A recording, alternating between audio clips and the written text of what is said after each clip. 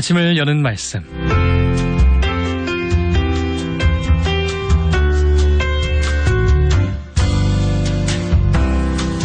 아침을 여는 말씀, 오늘의 시간은 대연교회 전승만 목사님께서 말씀 전하십니다. 은혜의 시간 되시기 바랍니다. 방송장 여러분 안녕하세요. 오늘도 말씀과 함께 새로운 한 주를 시작하시는 여러분들의 삶에 하나님께서 크신 은혜와 평강을 부어주시길 간절히 바랍니다. 매주 월요일 아침마다 이 방송을 들어주시는 여러분들께 진심으로 감사의 말씀을 드립니다. 그래서 오늘은 제가 그 감사의 마음을 담아서 여러분들에게 옷 한 벌 선물해 드리려고 합니다. 어떤 옷이냐고요? 아마 많은 분들이 눈치를 채셨을 텐데요. 그 옷은 바로 예수 그리스도의 옷입니다. 이 세상 모든 사람들이 안데르센의 동화 벌거벗은 임금님처럼 멋진 옷을 입고 싶어 합니다. 이 동화에 나오는 임금님은 나라를 돌보는 일은 관심이 없고 오로지 새 옷을 사 입는 데만 정신이 팔려 있었습니다. 그의 옷장에는 옷이 쌓아둘 곳이 없을 정도로 옷이 정말 많이 있었지만 그는 나라의 재정이 거들나는 것도 아랑곳하지 않고 닥치는 대로 새 옷을 사들였습니다. 그러던 어느 날 임금님의 허영심을 꿰뚫어 본 한 재단사가 세상에서 둘도 없는 최고의 옷을 만들어 주겠다고 이 임금님께 제안을 합니다. 임금님은 그 말에 속아 거액을 주고 옷을 만들어 달라고 부탁을 하죠. 그렇게 해서 재단사들이 옷을 만들기 시작했는데 글쎄 신하들의 눈에는 아무것도 보이지 않는 것이었습니다. 그래서 신하들이 아니 도대체 무슨 천으로 옷을 만드는 것이냐고 물었더니 재단사들이 하는 말이 이 옷감은 세계 최고의 옷감이어서 착한 사람들의 눈에만 보이고 나쁜 사람들의 눈에는 보이지 않는다고 말했습니다.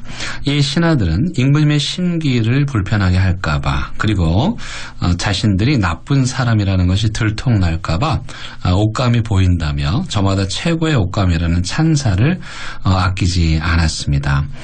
드디어 옷이 완성되었고 왕은 감탄하며 그 옷을 입고 길거리로 나갔습니다. 사실은 임금님이 아무것도 입지 않은 맨몸으로 사람들이 모인 광장으로 나가 퍼레이드를 하는 것이죠. 하지만 아무도 왕이 벗었다는 말을 감히 할 수 없었습니다. 괜히 그런 말을 했다가 왕으로부터 무슨 봉변을 당할지 몰랐기 때문입니다. 그런데 그때 한 순진한 어린아이가 깔깔대고 웃으며 소리쳤습니다. 임금님이 벌거벗었어요.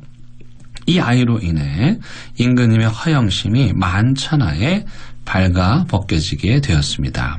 이 이야기를 통해서 우리는 두 가지를 신앙적으로 생각해 볼 수 있습니다. 첫째는 모든 인간의 내면에는 벌거벗은 임금님처럼 그 무엇으로도 채울 수 없는 텅 빈 공간이 있다는 것입니다. 둘째, 그래서 인간들은 마치 배가 고프면 줄인 배를 채우려고 음식을 먹듯이 그 텅 빈 마음의 공간을 채우기 위해 온갖 노력을 한다는 것입니다. 물질에 집착하거나 사람들의 인정이나 성공에 지나치게 매달리거나 권력지향적이 되어 그 빈 마음의 공간을 채우려고 노력하지만 모두 헛된 일일 뿐입니다.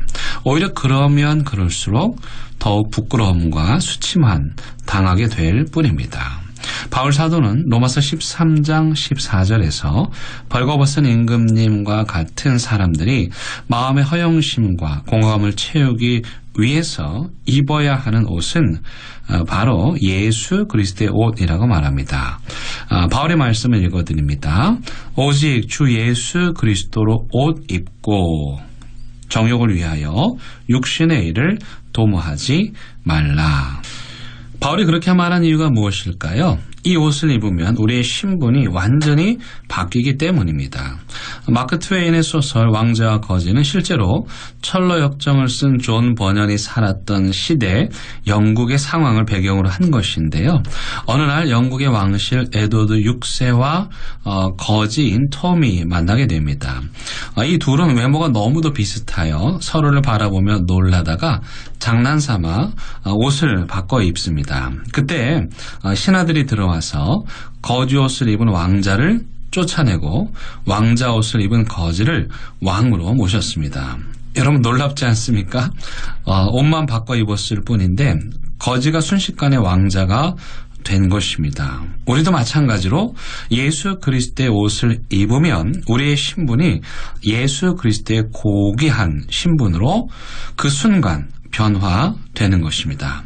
그런데 여러분, 새 옷을 입기 위해서는 먼저 무엇을 해야 할까요? 그것은 입고 있던 옷을 벗어야 합니다. 우리가 입고 있는 옷은 죄로 얼룩진 누더기 같은 옷이죠. 누더기 옷 위에 새 옷을 입을 수는 없으니 냄새나고 더러운 옷은 벗어야 합니다. 그런데 문제는 우리 스스로의 힘으로는 그 누더기 같은 죄의 옷을 벗을 수 없다는 것입니다. 존 버든의 철로역정에 보면 주인공 크리스천이 누더기 옷을 입고 순례길을 갑니다. 그는 죄의 더러운 옷을 벗고 싶었지만 벗을 수가 없었습니다. 그런데 그 십자가산에 올라갔을 때 천사가 나타나서 누더기 같은 죄의 옷을 벗겨주고 새 옷을 입혀주었습니다. 누가복음 15장에도 보면 탕자의 비유가 나오는데 그 탕자가 아버지 집으로 돌아왔을 때 그때 아버지께서 그의 더러운 옷을 벗겨주고 새 옷을 입혀 주셨습니다. 따라서 우리가 죄의 옷을 벗으려면 탕자처럼 비참한 삶을 회개하고 아버지 집으로 다시 돌아가야 합니다.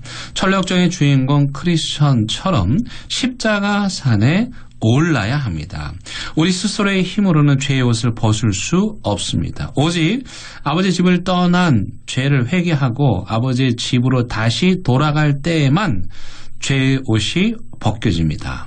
오직 예수 그리스도 십자가의 은혜로만 우리가 하나님을 떠난 죄를 용서받을 수 있다고 믿고 십자가 언덕으로 나오는 자들만 그 더러운 죄의 옷을 벗을 수 있는 것입니다. 예수 그리스도의 은혜로 벗겨지는 누더기 같은 그 옷, 그것을 기독교에서는 원죄라고 말합니다.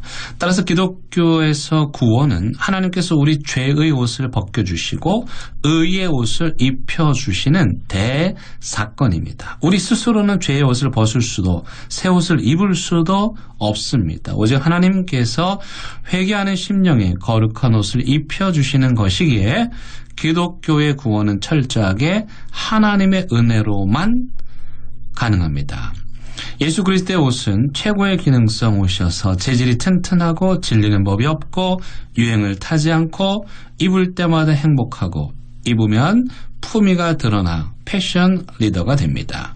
이 옷을 입으면 차가운 마음이 따뜻해지고 열등감으로 얼룩진 상처가 치유되고 허물은 덮어주고 사탄의 위협과 협박으로부터 우리를 보호해주고 그리고 무엇보다도 이 옷을 입으면 예수님처럼 품위 있고 거룩한 삶을 살고 싶어지게 됩니다. 왜일까요? 그 이유는 예수님께서 그 옷을 자신의 생명값을 지불하고 친히 만드신 것이기 때문입니다. 에덴 동산에서 아담과 하와가 죄를 짓고 서로 벗은 줄 알고 부끄러워 나뭇잎으로 옷을 만들어 입었지만 그 옷은 그리 오래가지 못했습니다.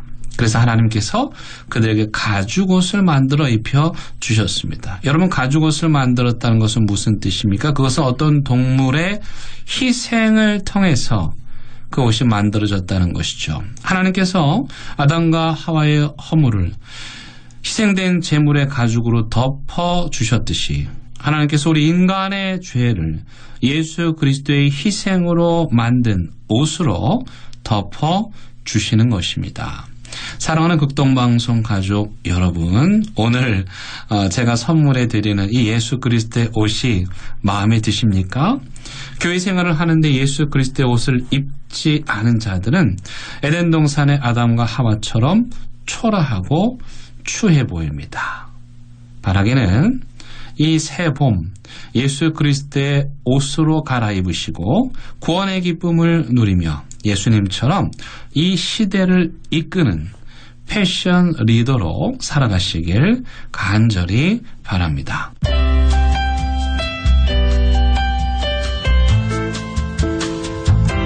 아침을 여는 말씀.